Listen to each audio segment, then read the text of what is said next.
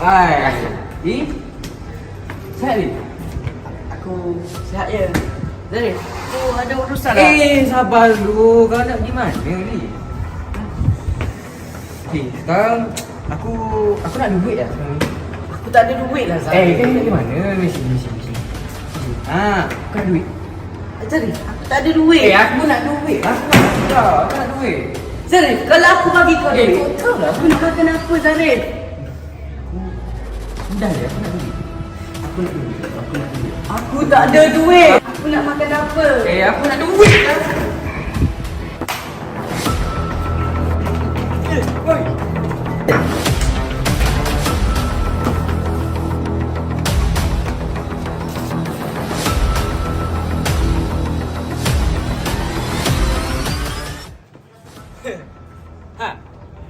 Cari siapa tu? Zarif, aku minta maaf, Zarif. Lagipun aku tak sengaja. Tak sengaja kau cakap. Tak sengaja apa kau? Woi!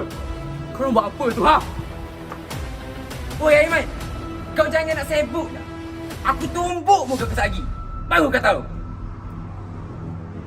Dah, jom.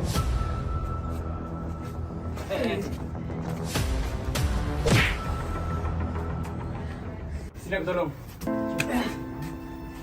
Aku okey je lah. Okey kau cakap. Ali, kau tak nampak ke apa yang diorang buat kat kau tadi tu? Aku cakap aku okey. Aku okey lah. Ali! Tolonglah. Kau tak kau jawab dah tanya ni.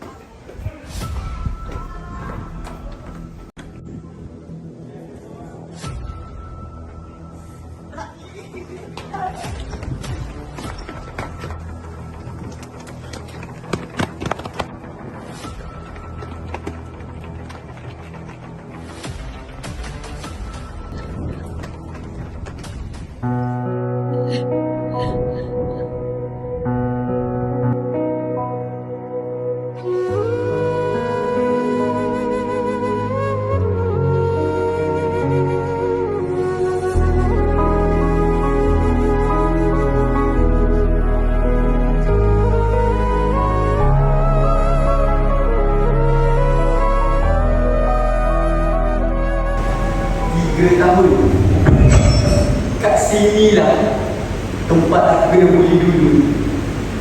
Bukan setakat duit, pukulan hinaan, semua aku telan. Diorang cakap aku sampah, diorang cakap aku tak berguna. Rasa sakit kena pukul, tak sesakit terhina tempat orang. Ali? Oh Ali, jauh betul ni. Ingat sama junior tu. Adalah saja aku teringat zaman kena bully dulu. Masa kena pukul, kena hina depan semua orang. Ayolah kau ni. Dia dah basi kan? Lagipun kau dah form sekarang. Dah jadi senior orang hormat. Pegang je lah trauma tu. Buang masa je. Tak orang dapat jahat kat kita. Zainal, aku bukan nak simpan dendam, tapi rasa sakit ni lah yang ajar aku untuk jadi manusia. Ajar aku untuk jangan jadi zalim bila aku ada kuasa. Cakap pasal apa itu kan? Kau ingat apa kan? Alah, sebenarnya saya kerja kau dulu. Alhamdulillah. Oh, Abang Lan. Kenapa dia? Dia nak datang kacau plan ke? Tak ni. Dia tak ada. Aku baru je dapat pergi dia. Di kemalangan. Dah kembali ke rumah Allah. Dia buat ingat dia macam tu. Aku dah lama maafkan dia. Sejak ada tekad aku jadi lebih baik. Aku dah buang rasa benci tu. Biarlah dia pergi dengan tenang. Ingat, bully bukan sekadar gurau-gurau, ia boleh membunuh jiwa. Buli.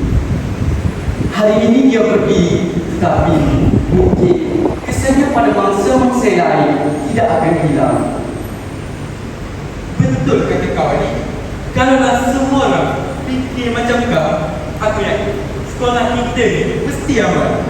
Sebab tu sebagai senior, kita kena pastikan budaya ni berhenti kat sini. Jangan ada lagi junior yang menangis sebab kena buli, kena pukul.